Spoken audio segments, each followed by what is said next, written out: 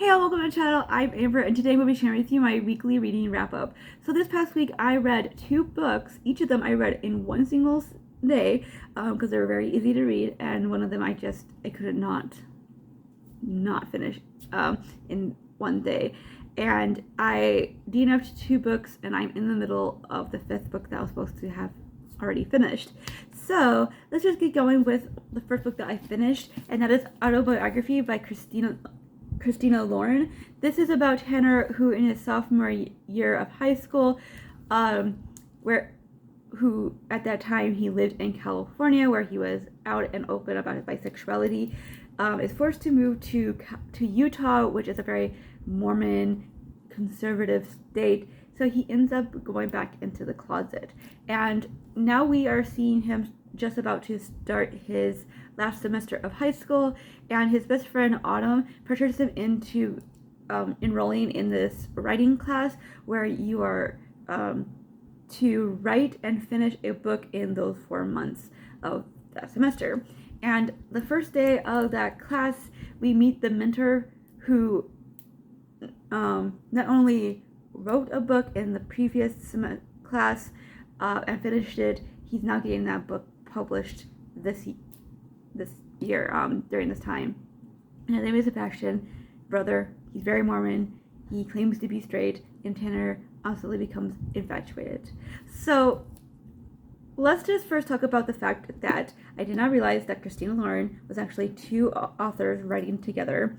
Apparently all these books that are under the name of Christina Lauren is actually them. I don't think, do they have books individually written by them each other? I don't know. Either way, I didn't realize that, which I guess it makes it very good, because you wouldn't know that this was written by 2 people. You couldn't tell a difference anywhere in the book. But the reason why I even found this out, because I was trying to figure out if this is own voice in any shape or form, because there's been a lot of discussion about books that have characters and the story is centered on their disability, or their being queer, or whatever, and the author not having that experience or being a part of that community, etc., and how it's really not their place or their story to tell. And so I was worried about that as I was thinking about the issues that I had with this book. I was like, is this really being told through the eyes of somebody who has experience with bisexuality? Because it did seem like they understood what it was like to be bisexual and how people treat bisexuality, especially if they're outside of the community of LGBTQ, or even people inside the community or have that opinion. But anyways, it just seemed like it, but I don't know. Okay, let's just talk about this. I read it in one day. I absolutely loved the experience of actually just reading it. Hold on, my dog. It's been very rare for me to read. I haven't read a romance book at all, since I was a teenager, and I just stopped really enjoying them. And so in trying to pick up a book that's really centered on romance, I was really pleasantly surprised to find myself wanting to finish it and wanting to know what was going to happen between Tanner and Sebastian, if it was going to work out, if they were to end up together. It was just like that I had to keep on reading feeling that I absolutely was just so happy to experience, which I think clouded my actual opinion of this book. And the more I sat with it and the more I thought about it, the more I realized that I had issues with this. And it's more out of confusion. Sometimes it's more confusion because I don't have this experience, I don't know, but I do have certain opinions on this, and I would just know that the romance of this book, this had been a simple romance where it was just about them coming to terms with who they are together and just finding love, just a typical romance, this would have been wonderful, and I would have kept a 5-star rating for this book. But there's other things. We are dealing with Tanner, who is in the closet, not fully willingly. And then we have Sebastian, who hasn't even come out to himself, and the complications that brings in, not just with the relationship, but for himself, because he is a Mormon. He really believes in his religion. It's such a vital part of who he is. He's very close to his family, and in this religion, you would be discommunicated from the church, and not only that, most likely his family would disown him. And so it's like there's all this complication that is going on in this book, and this book is mainly 99% of this book is told through the eyes of Tanner, who isn't Mormon, who doesn't understand Mormonism, who doesn't understand what it's like to be in any kind of religion, and have that sense of shame, guilt, worry, anger, towards the church, towards yourself, whatever, in any shape or form, whether it's because you're gay and are queer or whatever, and you wanting to be your true self, but you have what your church telling you in your ear all the time, like you're gonna go to hell, or whatever, or it's other things, like coming to terms with the reality that religion is kind of crap, and you can believe in God but be against religion, institutionalized religion, and like coming to terms with the history of Christianity and such. Like there's all these different facets of like what people who grew up in a religious background in a religious church have to go through. And Tanner, who was never raised in it, and always viewed at least Mormonism as like this bad thing, which I kind of agree with, when he wouldn't understand it. So like that was like the main thing that, as I was thinking about this, that frustrated me, is that Tanner can't really speak to the experiences of somebody being raised and in a religious household, really and truly believing in it, and then having to come to terms with the issues surrounding it. And so I really wish that we had Sebastian's perspective and his voice. And I don't know if either author has experience in being raised in a church, and having to go through that journey. But it's just really frustrating to me, because as somebody like myself who has gone through being raised in a church and having to go through some kind of realizations, especially these past 2 years, about religion and such, I just felt like this was lacking when it came to really discussing Sebastian's experiences in a church and what it was telling him, having to like feel all those emotions, those complex and horrible emotions about himself and about the church too, on some level, because of what they were telling him. So it's just, I felt like they had a missed opportunity here, especially because it's such a central point to the book. Like the whole reason why there's this conflict between Tanner and Sebastian at some point in the book is because of the religious aspect, and how it was making Sebastian not want to come out to even himself, what it was making him not want to do, and all that. And it's just like, it deserved the space and time to be dealt with, and we don't really get that and we don't even get to really hear about Sebastian's experience with this whole part of it until the very end of the book, which is frustrating to me. And then we have the fact that Tanner goes back into the closet, and so this might be a little bit spoilery because we don't like know this fully until like the middle-ish of the book, but I think it's important to like talk about this, is the fact that Tanner goes back into the closet, and I don't know like if you're part of the LGBTQIA plus community, what your opinion on this is. I don't know if my opinion deserves space, but like I don't know what it's like to come out, or to have to come out, even to myself, really. And so I don't know.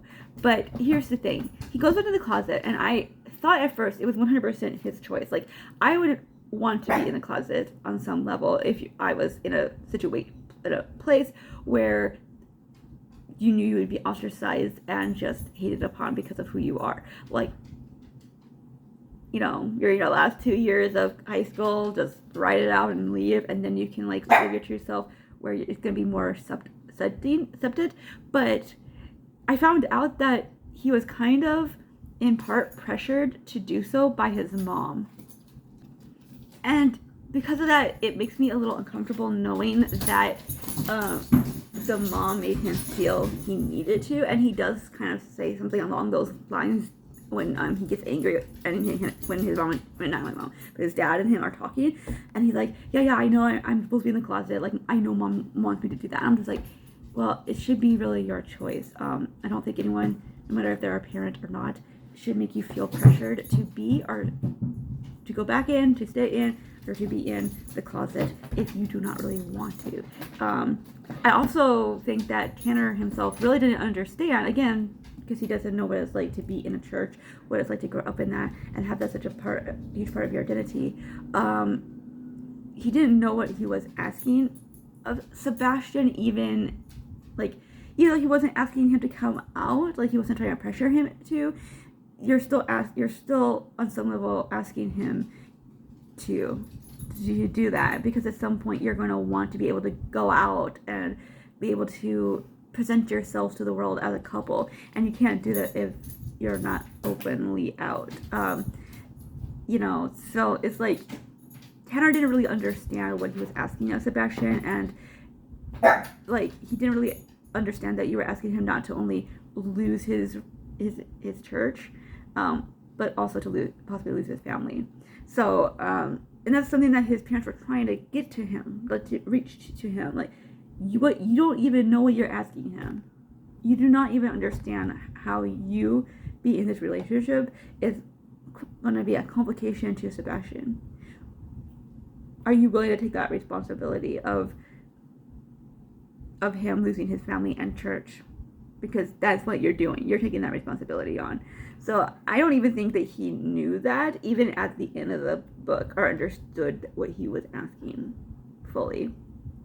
And then the other thing that bothers me, but like I'm super confused about it, because like I don't know what to feel about this, because again, this is not my experience. I've never had to experience it one way or the other, not through Autumn's perspective nor through Tanner's perspective. So here's the thing: Tanner and Autumn are supposed to be best friends who tell each other everything. Like they even say something along those lines of being like, they talk about the fact that they told each other everything, and they have this huge absolute trust with each other. But he's never come out to her, and what bothers me about that is the fact that he doesn't come out to her, and he doesn't come out to her until he's literally basically forced into it. Not like somebody like made him, like, or anything in any shape or form. It was just like a situation that caused her to like realize that he may not be straight, and then he felt like, oh, I have to actually tell her now. And like the thing is that this is what I have huge issues when it comes to YA. So they bring up these topics, they bring up these issues, and then they just drop them like hot potatoes. And this is what I see through this book. We bring up the fact that his mom pressured him and made him feel he had to be in the closet on some level, never dealt with. Like, we hear it brought up, but is never actually resolved in any shape or form. We see the fact that Tanner isn't wanting to tell his best friend, who he tells her everything else about, not wanting to tell her this part, and he even asks himself, why am I not wanting to tell her this if I actually trust her with everything else?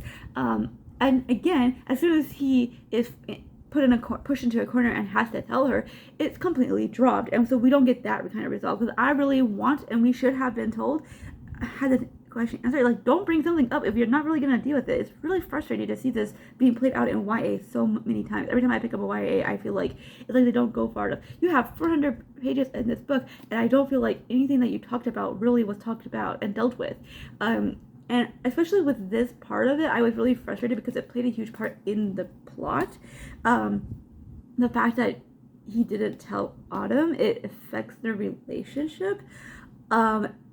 And it's just like, because my thing is like, okay, if I was Autumn, I would feel a bit angry, not because he's bisexual or anything, but because he wasn't he didn't tell me. It's like, if you really trusted me, like you claimed, and we told each other that we totally each other everything, but you're not willing to tell me this. How much of a friendship do we have? How much trust is in this relationship? It would make me question the friendship a little bit. So like I think she had the right to be angry with him for not telling him. But again, it was never actually dealt with. We never got resolved as to why he didn't want to tell her. What was holding him back from at least telling her? I get that there's this outside factor, but like if you trusted her, wouldn't you have trusted her not to tell everybody? I don't know. Because there was no hint of her having told her any of his other secrets before. So again, it's just something that was never really dealt with properly. So there's a lot of things that I wish have been done better in this book.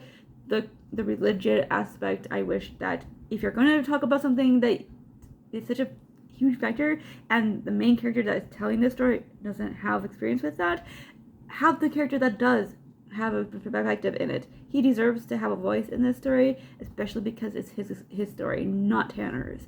The mother situation that should have been dealt with. The Autumn situation should have been dealt with. There's just a lot of issues and topics being brought up that never gets dealt with. So it gets, the more I can go, the more frustrated I am with this. And that's the thing. Like, I don't have an opinion. I don't have a strike. The other thing about the whole like him not telling Autumn is that also I feel like people who, you know, you have the right to come out to whomever, whenever you feel comfortable, and I 100% believe that.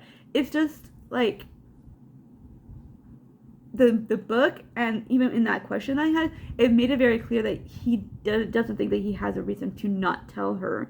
So it was like really frustrating to me because like I really wanted to understand why he wasn't telling her so that I could understand that whole thing. Because like the thing is, like I said, everybody has the right to come out when and to whomever, but also we can't deny that it's going to affect the relationship on some level, especially if your relationship was supposed to be that close to where you're telling each other everything, and then this one part of you, which is like such a huge part of you, is kept secret.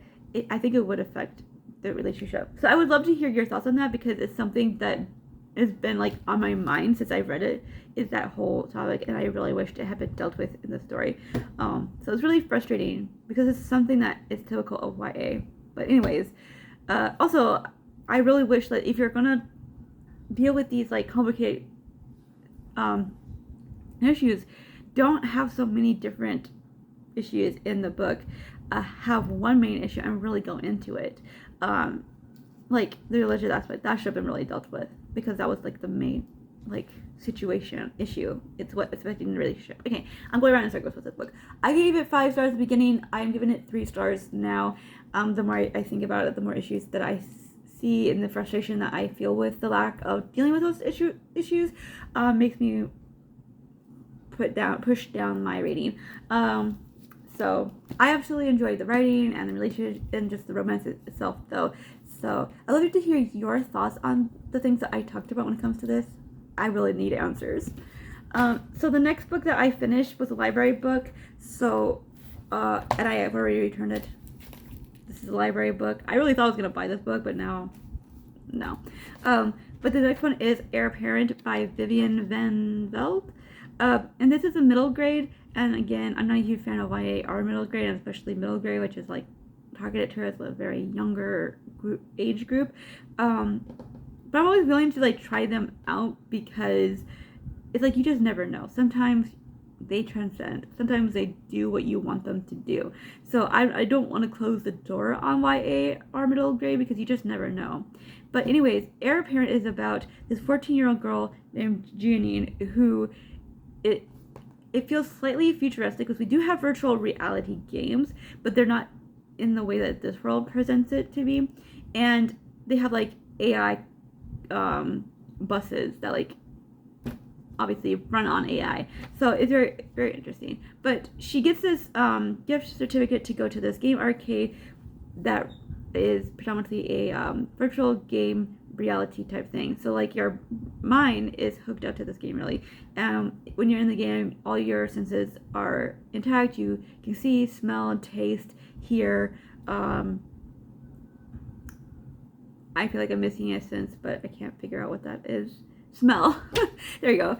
And there's these protesters that are outside of this facility when she goes there, and it's the predictable, the obvious protesters. It's these games are of the devil and they're ruining our children, blah blah blah. And while she's in the middle of playing, they break in and damage the equipment that she is using. So the only way that she can get out of this game is if she wins it, and she has a very limited amount of time in order to get out. And it's not like a very straightforward game. You have multiple ways you can win, and there's multiple ways you can lose.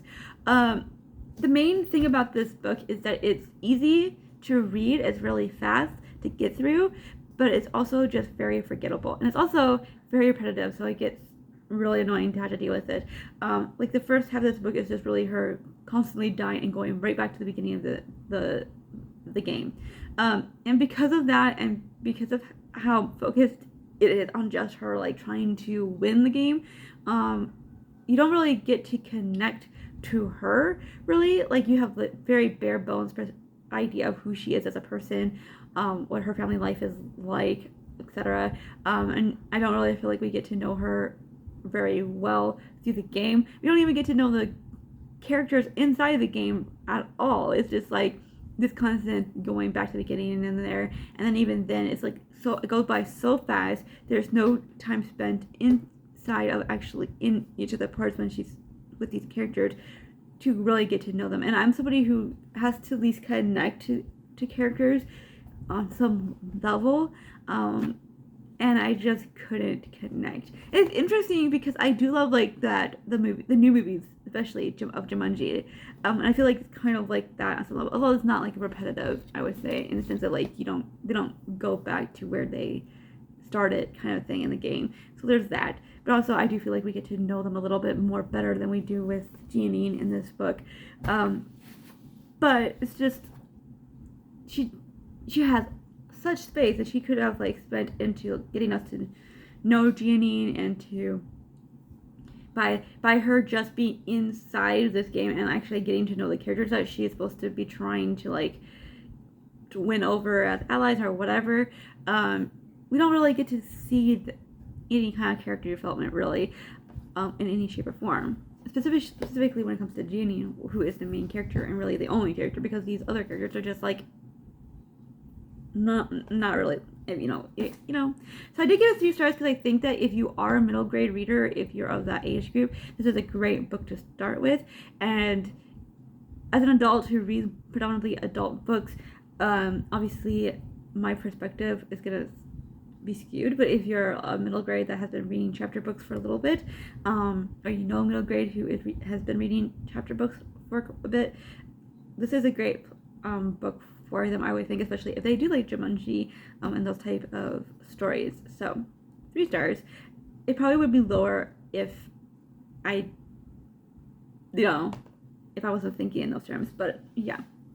Anyways, on to the 2 books I DNF'd was Never World Wake by Marisha Pestle. This is like a kind of like with Heir Apparent, there's like a Groundhog feel to it, Groundhog Day feel to it, with like her dying and coming back on the same day. But this one is more like Groundhog Day, because they wake up, they come back to the same day, and it's not a game. And I just wasn't really liking any of the characters. I wasn't really connecting to them, and I just wasn't enjoying the Groundhog Day aspect. So maybe I just actually don't like Groundhog. I have not watched that movie since I was a teenager, so maybe I wouldn't be liking it if I watched it today. So it's very interesting. I thought I would like those kind of stories, but maybe in reading it, that kind of format, it makes it more draggy and more feeling of repetition, because it takes more time to get through those moments because you're reading it. So maybe that's why. But yeah, I just chose not to read it because I lost complete interest in it. Then we have The Girls I've Been by Tess Sharp. This is like about a girl who was raised by a con artist. She found a way to escape that life and her mom, and now she's like in this like awkward situation because her ex-boyfriend walked in on her with her now girlfriend, and they have to go to the bank together to like deposit this this money that they raised through the fundraiser that they were all part of. And awkward turns to nightmare when the bank starts being robbed by this group of robbers, crooks, whatever, and she decides that she's gonna use her culinary skills in order to get them out alive. And I was kind of enjoying this when I started, but the more time I had away from it, the less I wanted to go back to it. And a lot of it had to do with Wes. Like, I get him being angry because she kept secrets from him, and he, like, found it out, like, not even through her, I think. So, like, I get him feeling betrayed and angry and all that, but what pissed me off was the fact that he was putting his experiences with her and their relationship with her onto her relationship with her girlfriend now, and was trying to force her to tell her things that this was not the time to be talking about this, and certainly he had no right to push her into it. And then also he was telling her certain things that he had no right to, and nor was it standing up for herself because she felt such guilt over what happened between her and him. And I'm just like, dude, you have no right. That's so disrespectful, and also it's a betrayal. Like, if you really want to stay friends with her, you should not be doing this. Each relationship is different, and you have no right to put your experiences with her onto their relationship. It was all kind of fucked up, and I don't know if this book ever like deals with that, because it was me. I was like, I would have told him to fuck off, like fuck all the way off. Like, I get that you're hurt, but you don't have the right to put that hurt onto my relationship, my relationship with her. You have no right. I just wasn't here for it, and I don't know if it's ever dealt with. So there's that. And then I was planning to start the Fellowship of the Ring, the first part of the Lord of the Rings by J.R.R. Tolkien this past week, and I only started reading it on Friday, but yesterday, Saturday, I actually got 200 pages in. So we finally met Strider. He was like one of my favorite characters, and we got past Tom Bombadil, which it's funny because like Tom Bombadil is not like a bad character, but I feel like that whole section of them in that forest is so unnecessary, and it drags out way too long. It's like the one and only thing that I really don't like about this book at all. So Lord of the Rings is like a great story, and I absolutely love it, and the more I read it, the more I love it. But Tom Bombadil's section could be done away with, and you wouldn't be missing anything. Like, it doesn't affect any of the main plot or anything. So anyways, I absolutely am enjoying reading this. I am hoping to continue on with my watch of The Lord of the Rings once I finish this with the Two Towers. That'll be my next watch. But yeah, enjoying that. I should be finishing this up today. And then onto the books that I will be trying to read in this week. The first one is a library book. It's also middle grade, so not expecting a lot from it because it's middle grade. And that is The Nightmare Thief by Nicolas Berens. This is about Marion Partridge, who works in her family's dream shop, where she is able to handcraft dreams. And in this world, people can ask for like certain dreams, and she obviously creates them. And then her sister ends up in a coma. I don't know why, that's not supposed to tell you. And she wants to give her sister a dream. But in this world, the only way that you're allowed to give people dreams is if they ask or consent to you giving it to them. But she ends up giving it to her either way, because she believes that that the dream will help her come out of her comatose state. But she ends up being found out by this stranger who blackmails her into creating nightmares. And now Marion has to decide if she's going to protect her family or if she's going to protect the town from her family's magic. So I'm guessing what's going to happen is she's going to try to find a way to do both. And we'll see if I'm right or if she succeeds or not. Again, middle grade. Then I wanted to read The Bone Season by Samantha Shannon. This one I have as an ebook. I have the first 4 books. So I figured this out for this one. There's going to be 7 books in total, and I don't know why I bought these books knowing that it's not complete. I usually don't like buying books that aren't complete series, if they're series, I don't like doing that. But here's the thing, I think I had to have known, and I was willing to risk it because I loved The Priory of the Orange Tree by this author, and I've wanted to read everything else by her since. So I just went and bought those 4 ebooks. So yeah, I really want to read this week. Hopefully I am able to. And then I have Kindle Unlimited, and Gardens of the Moon by Steve Erickson is available. I don't know if the whole series that's out is available. I just know the first one is. I'll just continue borrowing them from the library, or maybe I will buy the next book if I love it enough. But either way, I'm very much looking forward to this. These are the ones I am mainly focused on trying to get through this week. But I have this chunker, Wizard's First Rule by Terry Goodkind. This is the first book in the Sword of Truth series. This is 800 pages. I don't see myself actually finishing this book if I get to it at all this week. I may be able to start it. So this will most likely end up being a book that I read and focus on in the coming week. So my goal is to at least start it, So we shall see. I'm very much excited because it looks like there's going to be dragons in the story. So this is about Twilight has fallen upon the 3 kingdoms, a great time that could foretell either dawn or descent into bitter night. Richard Cypher, a woodsman and warrior, is chosen to bear the powerful Sword of Truth, but his enemy, Dark and Ral, is a royal mage who commands armies, hideous beasts, and more terrible by far, a twisted magic. So I'm very intrigued by this. I don't know if I got this right. I still haven't gotten a chance to actually look this up, but I feel like I looked this up before and found out that each of the books are like a self-contained story. It's just that all the books are set in the same world. I feel like I'm wrong about this, but maybe I'm right. I don't know. So I will look this up, and in my next wrap-up, I will talk about if I'm right or wrong about this. Either way, I do plan to continue on with this series if I like this book. So yeah, those are all the things that I've read, reading, and plan to read. I would love to hear if you've read any of these books and what your thoughts are, especially when it comes to autobiography, and what have all you've been reading. I would love to hear. And until next time, thank you all so much for watching.